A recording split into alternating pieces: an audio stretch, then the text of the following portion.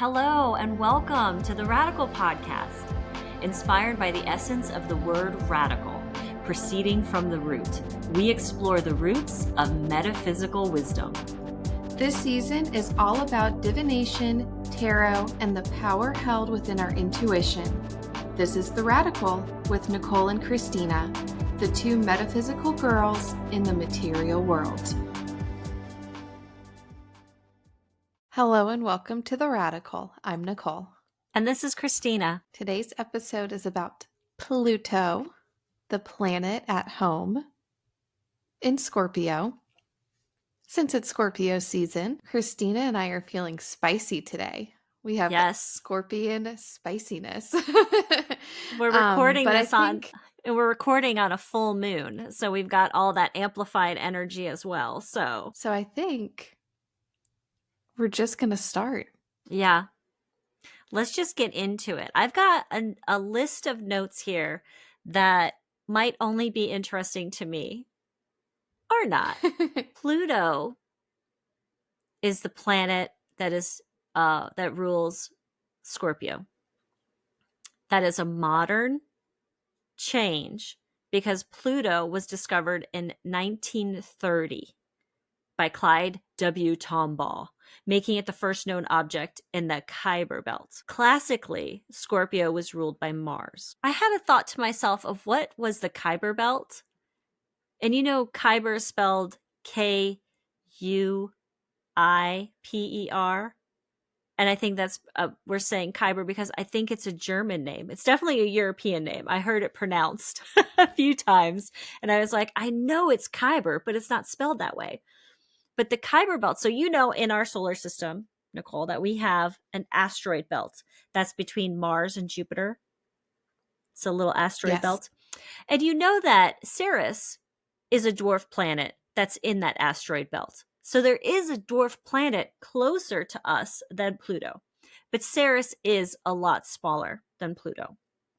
And some birth charts will or will not have Ceres on it. I mean, you and I, when we did the other celestial bodies, we talked about Ceres, and I think we talked about some of the other smaller ones, Haumea and Makemake and Eris. But it's an interesting thing about dwarf planets and these larger asteroids. But we've got our asteroid belt close to us. And then the Kuiper Belt is another large donut-shaped ring of icy rocks, mostly ice rocks, and then some larger rocks. And that is right where Pluto lives. Neptune's gravity has a huge influence over the Kuiper Belt. And we do know some information about the Kuiper Belt. The New Horizon was in 2015. I have that note here somewhere, and I might talk about it more. But it was in 2015 that New Horizon just went past and through that area. We're still learning more about Pluto, about its moons, and about the Kuiper Belt. And we know that Pluto was downgraded to a dwarf planet in 2006. What's interesting about that is it made me look up what was the criteria for a planet versus a dwarf planet. And this is straight out of our podcast, the personalities of the planets.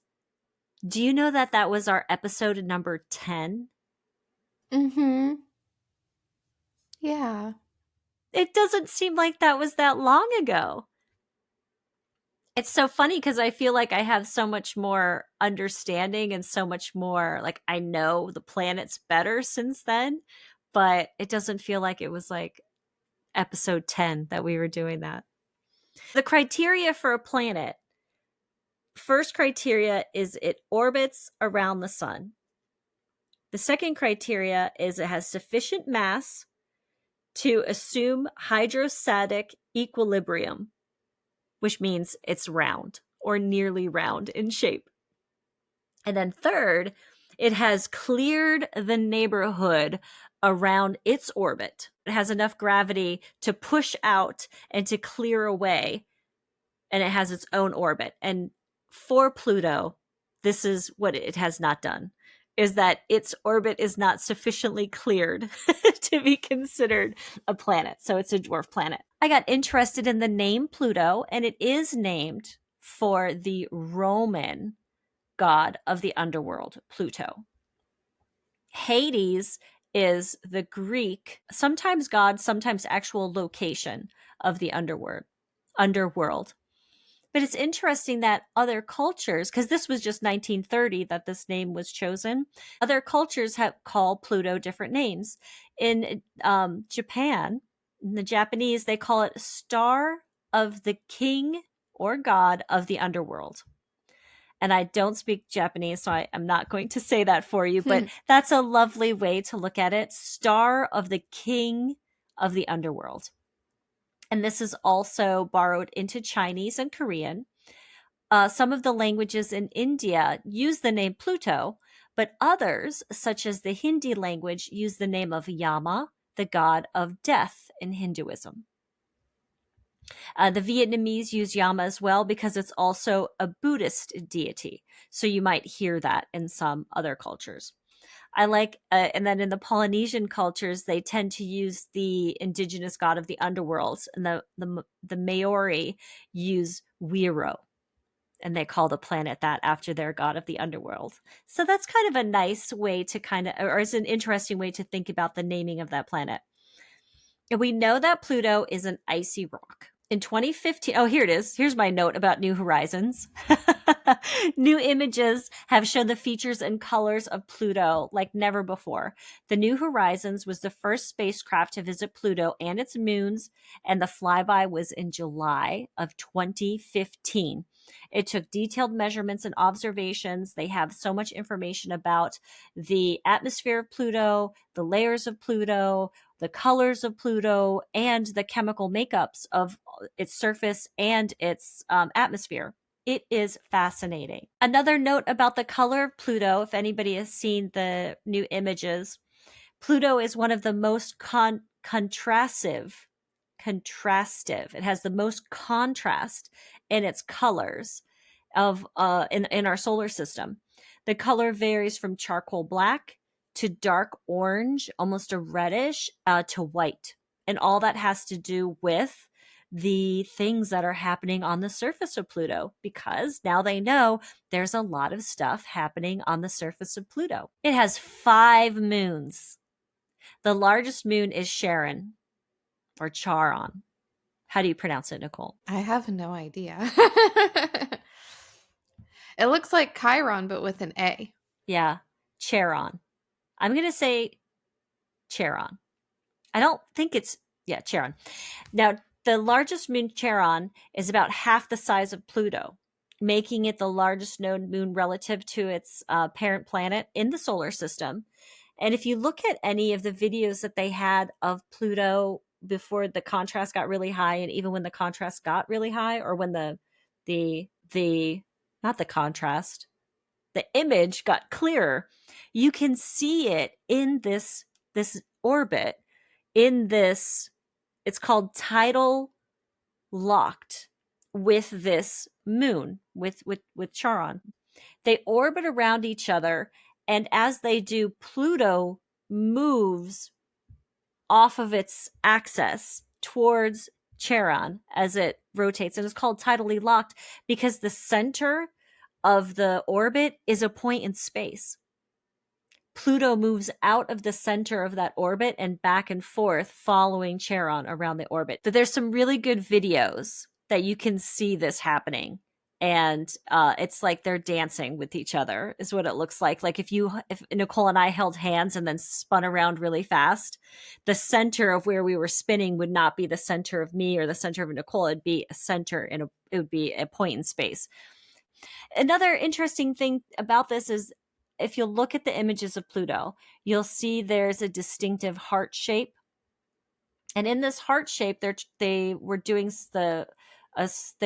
discussing what the heart shape was and why it was bright white and why Charon and Pluto were tidally locked, but they don't spin. The same face faces each other as they orbit around each other. They're locked in. So the heart is always facing away from Charon. And they were thinking that that is because it's quite possible that it's less dense on that side, that there might be a huge hole or a huge area where all the water pools in Pluto and then turn to ice. So it's actually lighter on that furthest away side. Hmm. And that's why they're locked in. But there's some beautiful, amazing, talented people discussing Pluto on the interwebs, and there's amazing videos and amazing images. Go look that up, listeners, if that has sparked your imagination and your curiosity. The other moon, so we have the 5 moons of Pluto. And I think probably because they were all named recently, they definitely have a theme to them. We have Charon, which was the mythological ferryman of the dead, that this was the figure that was in the boat that you had to give the coin to, that if you had the coin Mm. underneath your Mm-hmm. tongue that you gave the coin to be taken across the river.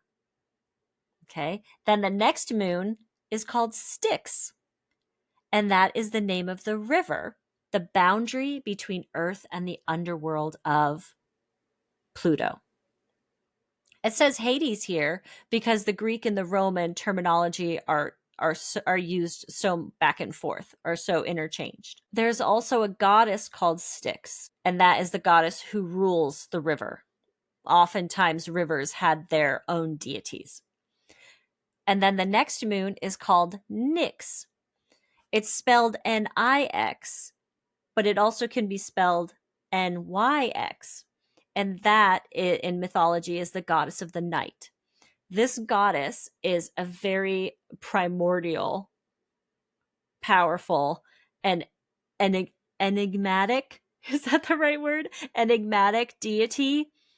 We could do a whole podcast on this Nyx, goddess of the darkness and goddess of the night archetype. It is fascinating. And then the next moon is called Kerberos. The Kerberos myth refers to Cerberus, which most of us know. I mean, I was so fascinated by monsters when I was young that I knew all the monsters in Greek and Roman mythology, but this is the 3-headed dog from the Greek mythology, guards the entrance to the underworld. The final moon is called Hydra. And Hydra, again, if you're familiar with the monsters of Greek and Roman mythology, and even we talked about Hydra when we were talking about the zodiac signs, is the multi-headed serpent that was killed by Hercules. That is a very thematic environment for Pluto out there, orbiting right between Neptune and the Kuiper Belt. And it has all these named 5 moons with this theme orbiting around it. It's not alone out there. It's got a whole host of characters out there with that planet. It is a 248-year orbit. One Plutonian, I love the word Plutonian, one Plutonian year corresponds to, this is the exact number, 247.94 Earth years. We Wow. discovered, yes, we discovered Pluto in 1930. That means from the date that it was discovered, Pluto will have made one revolution, one orbit in 2178 since its That's discovery. wild. So 2178 from the date of its our discovery of it, because it always existed. We discovered it. That is when it'll make one complete rotation on its birthday of discovery. And I think, Nicole, you're going to go much more into this about themes and thoughts of Pluto and what it symbolizes for us and our use in astrology. But the main themes: regeneration, transformation, power dynamics, and this deep psychological process. And it might be helpful for you listeners to think about the physical qualities of Pluto, the physical location of Pluto, the way that it interacts with its moon, the where it is, how it interacts with Neptune. And that might help kind of tie and help kind of give this planet more color and more personality as we learn more about it in the spiritual realm, in the metaphysical world. And because it has a 248-year or 90,560-day Oh orbit. my gosh. The influence of Pluto is more so on the collective, on a generation, on social trends, or other such broader themes that occur over longer extended periods of time. So, definitely not like a day to day influence, Hmm. but more collective and generational. I think on average, it's about 20 years per sign for Hmm. Pluto. So, likely your friends, your siblings have the same Pluto placement as you. Like Christina mentioned, Pluto is considered a new planet being discovered in 1930. And we did talk about this in our 10th episode, the personalities of the planets, but what was going on Mm. in the world when Pluto was discovered? It's always been there, but when did we discover it? Or when did it make itself known to us? So, the Great Depression, Mm. Pluto's discovery is between the First and the Second World Wars. We see the rise of nuclear technology and totalitarian regimes. And also, this is sort of in the middle of when Carl Jung was doing his work, and he was a psychologist, and his theories included ideas on the collective unconscious and on archetypes. Right around 1930 was when he went to Africa to study stories and myth Mm. in cultures that had not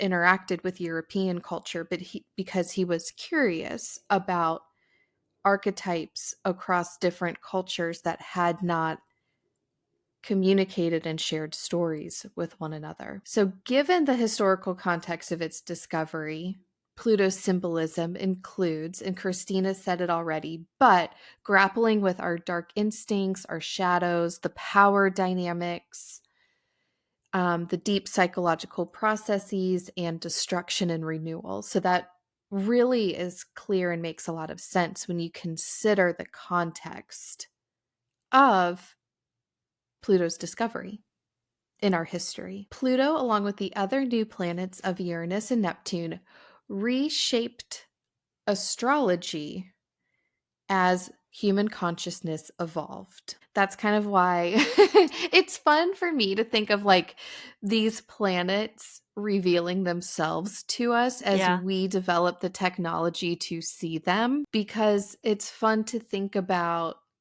as we evolved as humans, specifically in terms of like consciousness and spirituality, that the planets that became visible also sort of changed how we look at and use astrology and what these planets symbolize. Pluto, presently, current day, is in the sign of Aquarius. We talked all about this in our Aquarius episode. And Pluto will be in Aquarius until March 8th of 2043. Wow. It entered Aquarius November of 2024, so 19 years it will Mm. be in Aquarius. And the last time Pluto was in Aquarius, it had not yet been discovered, but we know it was 1777 to Oh my 1798. gosh. And we didn't know it then.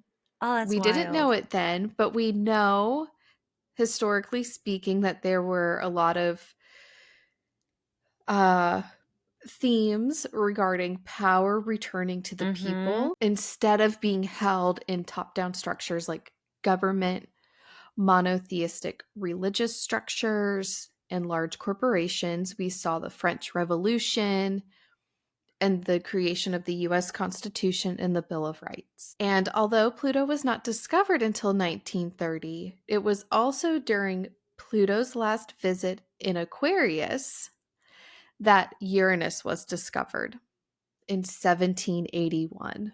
Yeah. So that also was kind of going on during that return of the power to the people. We have the emergence of Uranus. So very interesting to Mm-hmm. consider what was going on when the planets made themselves known. Yeah. So we have Pluto slash Hades, our mythological character. And in myth, Pluto slash Hades, the Greek equivalent, is said to be the god of the dead in the underworld, in addition to wealth and earthly riches. I think I knew that from like my high school mythology class, but I forgot.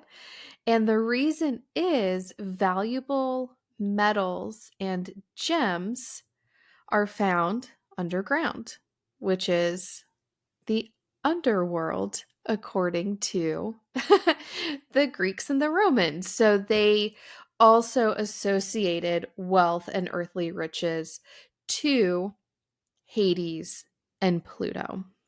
That was There's sort an of his realm, his domain.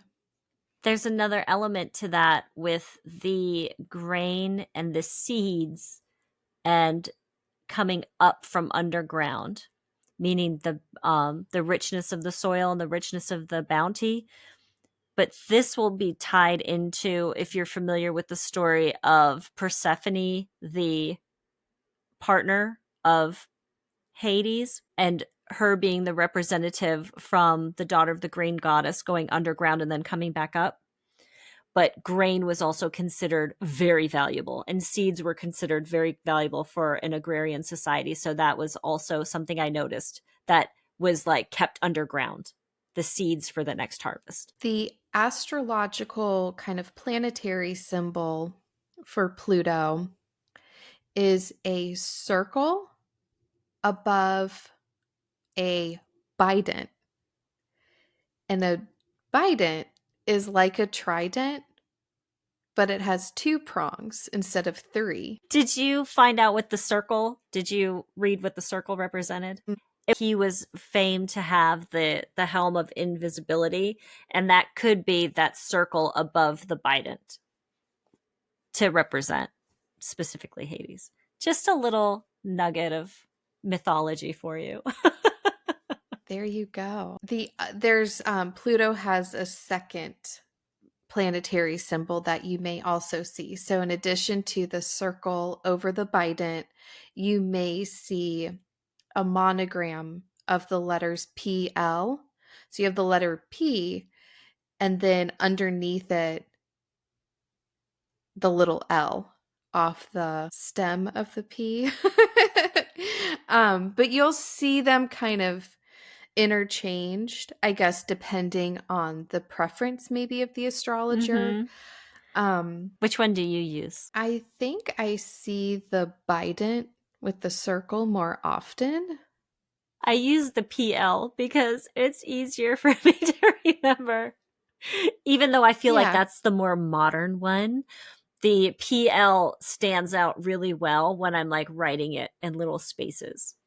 I use that one. All right. So, of course, because we're doing this during Scorpio season, Pluto is Mm-hmm. domiciled at home in Scorpio. And then my way of remembering the dignities, domicile and detriment go together, D and D. And the detriment is the exact opposition. So, Taurus is where Pluto experiences detriment. And Pluto is exalted in Leo, Mm. and its opposite is the fall. So the 180-degree opposition to Leo on the zodiac wheel is Aquarius. The astrological house for Pluto, that Pluto rules, is Scorpio's eighth house of transformation, death, regeneration, and mysteries, and the mode and element fixed water, just like Scorpio. For day of the week, none. Only the traditional 7 celestial bodies have a day of the week. I guess you could say, is Tuesday the day for Mars? Mm-hmm. You could. You could, maybe. But Isn't officially, none. isn't that how I think you explained it to me once, Nicole, when I was like, why were the planets, the new planets, assigned the way that they were? And they can be considered to have a higher or a like vibration from the planet that they kind of replaced in some instances. Like Scorpio used to be ruled by Mars, and now it's ruled by Pluto because they have a similar vibration, or they have a common vibration, right? Isn't I think that's how you explained it to me. So if you're working with that energy, you can use some of the Mars correspondences like Tuesday, because the vibration or is considered to be similar. For example, like I've heard Uranus is the higher octave of Mercury.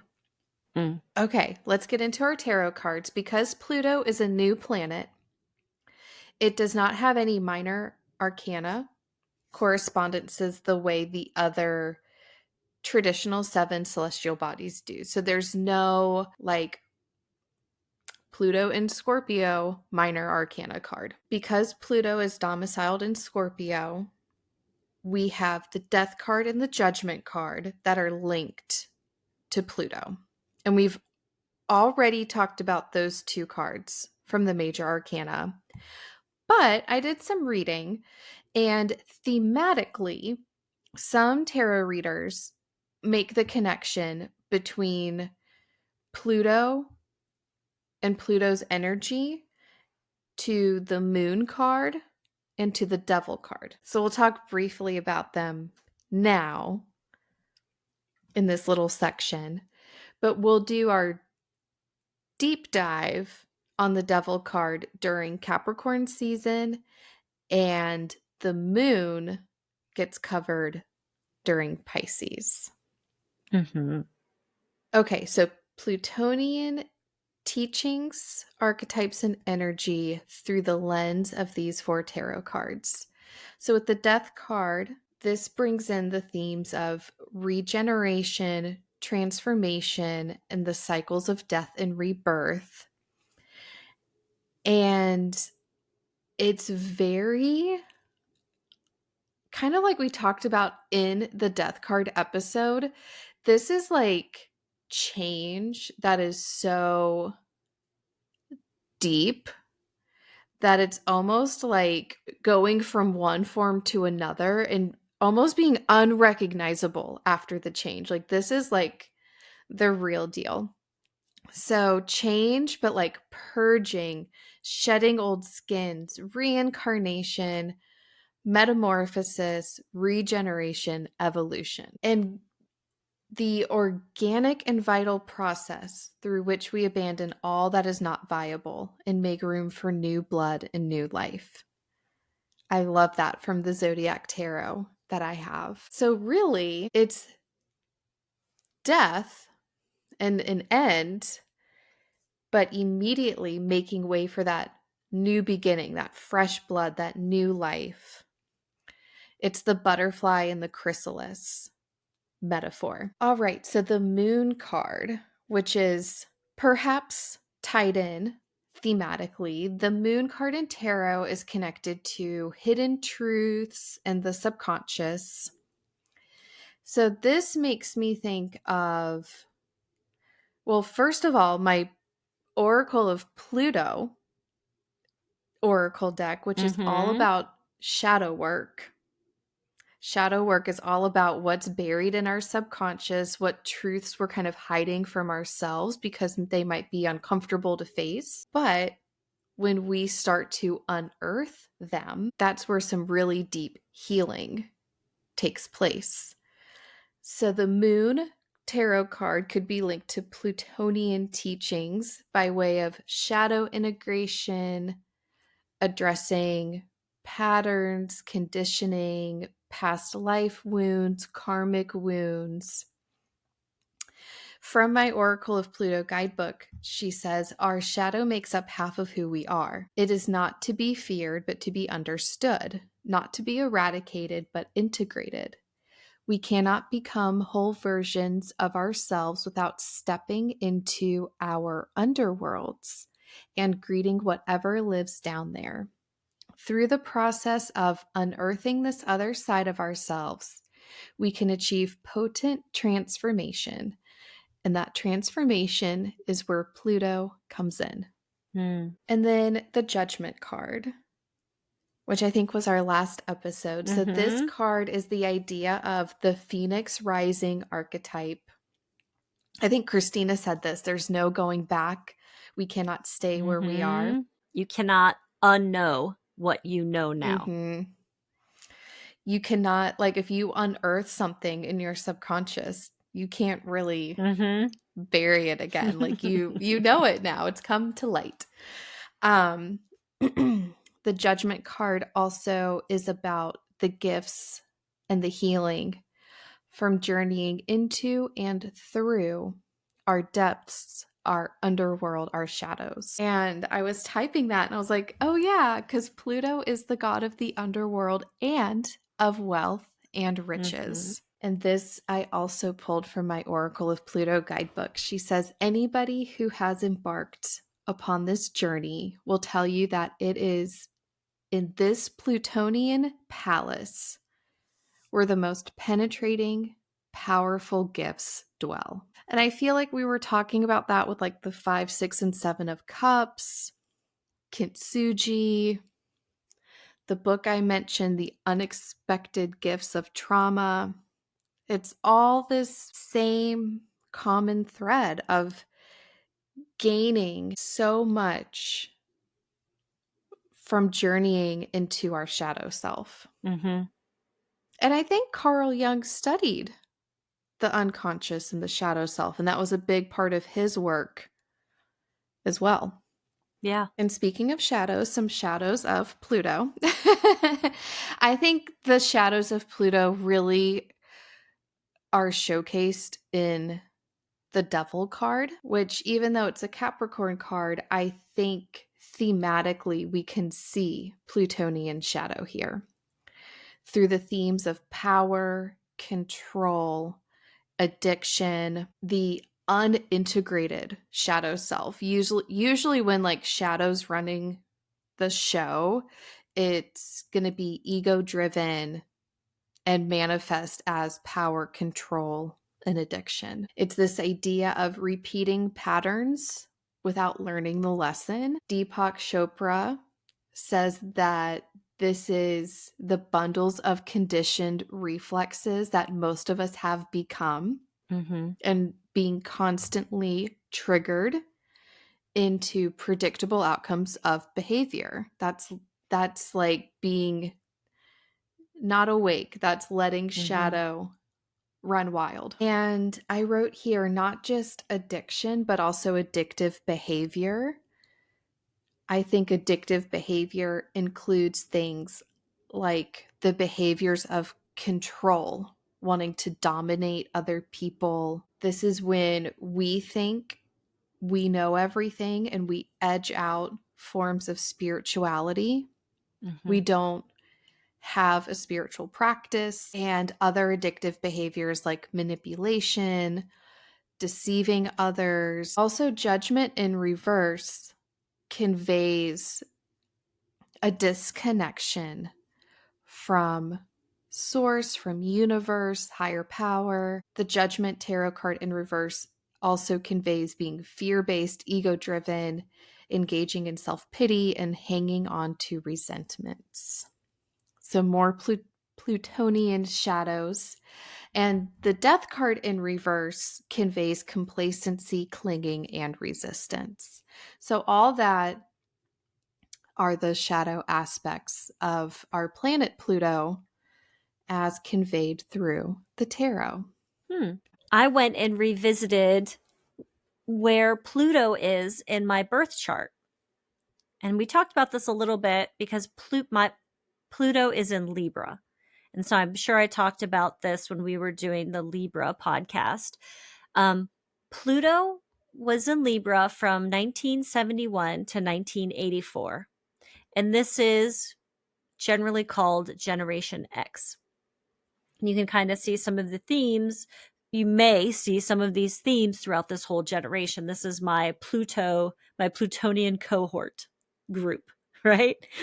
And there could be themes of, or there are themes of initiating change, restoring equilibrium.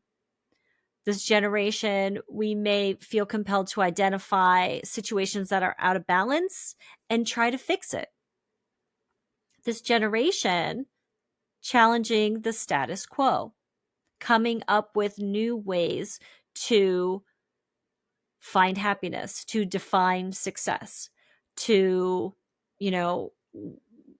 lifestyle, college, home ownership, challenging that status quo. For a lot of people in my Plutonian cohort group, rebirth could be more about achieving a high state of balance. Because Pluto's in Libra, it's about this rebirth and this growth, but with it being more about every transformational phase being an opportunity to realign with core values of fairness, of equality, of balance. So you may sense that if you are in this generation, or if you know people who are in this generation, but that is kind of one of the themes for where Pluto falls into my chart. And I like the thought of having a whole group of people out there with me who are doing this work, who are not satisfied with the status quo. They're not satisfied with the way things are. And this generation and the other generations around it are going to be rebirthing, of challenging, of changing, of reforming, but with the idea of balance. Higher state of balance, higher state of fairness, core value of equality. I have Pluto in Libra in the 5th house. So for me, that is the house of pleasure. That the mantra of the 5th house is I will. This indicates themes around creativity, romance, and self-expression. And these themes, everything in this house for these themes for me is driven by a deep need for justice and balance. Balance, because it's Libra. Can't just be in the house of pleasure. Nope, I've got to have Libra in the house of pleasure. That is very much me. I know myself. I do like balance. Because it is Pluto, there is a sense of there can be a sense of obsessiveness in Pluto. I don't know if you're going to touch on that, if you have more about that, but that's also very Scorpio that could be a shadow element there. And it can be Pluto and Libra in the 5th house. It can manifest as powerful, transformative, but also the shadow, it could be obsessive. And this is the drive to create a fairness in love and leisure. Now, not everybody sees love and leisure as a place to apply balance and fairness. So I can see how that would push some people away from like how I would want to be in this space. Does that make sense? I don't even know if that makes sense. But not everybody has the same ideas about love and leisure. So if you have this placement, you might see like, I need this. I need this to be fair. I need this time and then I want to give you time, or I need my space and then you have your space. Some people want our space. I'm not one of those people.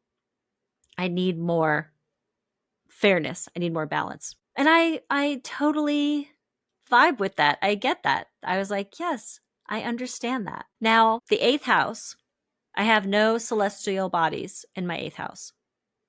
But Capricorn is in my 8th house on my birth chart. And this could signify a responsible approach to shared resources, transformation, and intimacy. People with this placement often handle issues like debt, inheritance, inheritance and taxes with caution and practicality. I do like this part. Oh, no, I like the part about being fair and impractical, but also there may be an experience of deep life altering transformations and have strong desire to improve themselves, sometimes leading to intense emotional challenges and psychological shifts. So I was really happy to think about where Pluto was in my chart. But then I'm having an even more understanding of looking at the houses with the sign and getting another layer of understanding, another layer of energies in my birth chart. And listeners, you could take that or leave that if that resonates with you or not, because I think a lot of people who look at their birth charts don't look at where the houses are and what signs are in the houses. It's just another piece of information that might be useful for you as you are navigating your life, as we navigate our lives. But yeah, I have Pluto in Libra, which is a very, like, I see Libra as, balance, and then Pluto as like, we must change. So I'm like, it's like even in expressions of transformation and deep psychological processes, I have to have some sort of like give and take. That is very much me. I do not want to drown.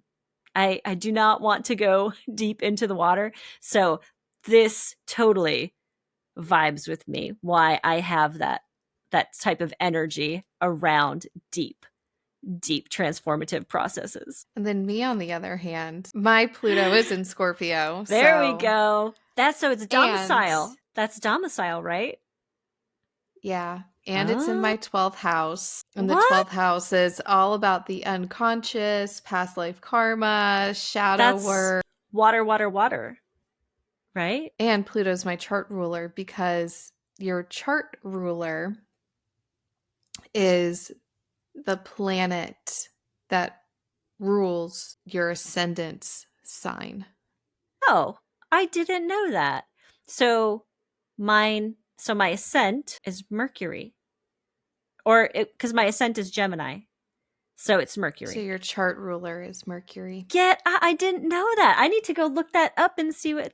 Well, when we do Mercury and Gemini, I'll get all up into. I didn't know that. And for my Plutonian cohorts, um, we are, well, let me say this. My Pluto is at 4 degrees of Scorpio, and I am approaching my Pluto square Pluto transit. Is this where your grand trine is? Do you remember we talked about? Is yours the It's water? mine's earth signs. Never mind. Okay, we'll cut that because this feels like this is really powerful energy in your chart. This is one of the most powerful transits that you go through in a Ooh. lifetime. So for my Plutonian cohorts, um, starting around 1984, because that's the 1 degree of Pluto in Scorpio point, you are definitely in your Pluto square Pluto. And then for me, I'm born a couple years later. My Pluto is at 4 degrees of Scorpio, so I'm on the path. I'm approaching the square. And then if you're born after me, this is what you have to look forward to. A square is a lot of tension. Um, because as of today, Pluto is at 1 degree of Aquarius. Aquarius is going to square Scorpio. And for my generation, we are about to be like really in the thick of it. Um, this is just a time of intense transformation. I have some notes here that Pluto can manifest through a health crisis or physical exhaustion to get your attention. Hmm. Pluto moves so slowly. So it's like a year's worth of feeling the energy of your Pluto square Pluto because of retrogrades and it's the length of its orbit. It really is, I think, intense too because of how long and drawn out Mhm. um, the cycle lasts. It's slow, it's cyclical, but it really is a time of intense transformation. Yeah. And I I mean, I'm feeling it for sure. Um, it's activating my 12th house, which is just another layer, I Mhm. think, of intensity. But one of the things I did when I first, and that's why I bought the Oracle of Pluto deck. I knew I was coming into this Pluto square Pluto time. And I was shuffling the cards and I was sort of in my head, like greeting the cards, being like, "Hi, I'm Nicole. This is my energy. Like, nice to meet you." I don't know if other people do that when they get a new deck, but just kind of touching all the cards and getting my energy on the cards. And I said, "Hi, friend." And I swear, like, I am not making this up, but the card that popped out was the only card in the deck that's not an animal. It's friend. Oh. So I said hi friend to the deck and friend popped out. I didn't even know that card was in the deck. Yes. I had just bought it. I hadn't even looked at the cards. Like I was just kind of shuffling through. It was so cool. But um I think what that said to me was as intense and seemingly scary as it is to like get into the depths and do shadow work, like there is an element of fear. It's like these heavy tarot cards, the 5 of cups, the death card, it's like, Mhm. oh my gosh, there's this like weight. And when that card popped out, I was like, this is going to be okay. This is all happening for my benefit. And it's sort of what the guidebook had to say. We get these Plutonian treasures in our Mm. underworld. And it's the most powerful gifts when we go into our own Plutonian palace. Like, what a cool concept. So, to my generational fellows, um, I think hang in there, but having that mindset of like this is happening for me is key because it really is happening for your best and highest self. So, with that being said, let's conclude with 3 messages from the universe. I am using my postcards from the liminal space. And the first card is the best stories produce better stories. Buddha stated that attachment is the root of all suffering, but the goddess would add that connection creates the bedrock upon which a life is lived. A more useful exercise is examining attachment to what causes the suffering. Regardless of the narrative you have set around your roots, and some will find true horror looking in that rearview mirror, there is some miracle in the fact that the best stories of all of your ancestors resulted in you, here and now. What story will you make of that? The second card is expand time. In instances where it is necessary to complete a task with not enough time to do so, a deal may be struck with time. Each moment of time is expanded now. Each moment of time expanded now is a moment of time contracted later. Decide carefully which grand endeavors are worth such a trade.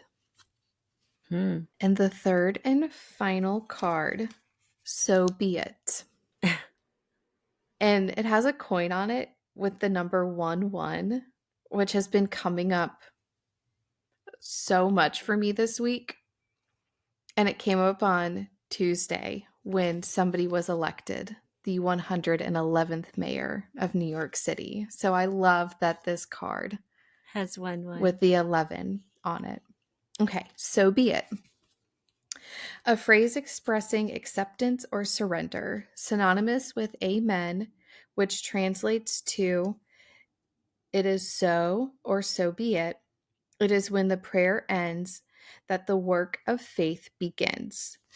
To the egoic mind, this may be perceived as giving up, whereas the one mind understands surrender is victory, as control is a delusion in most cases anyway.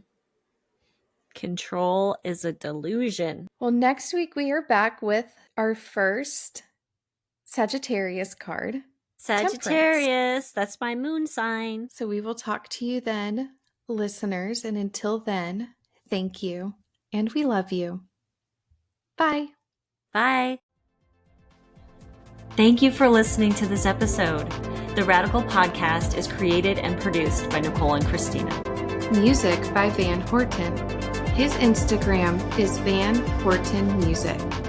Stay in touch with us at linktr.ee/theradicalpodnc.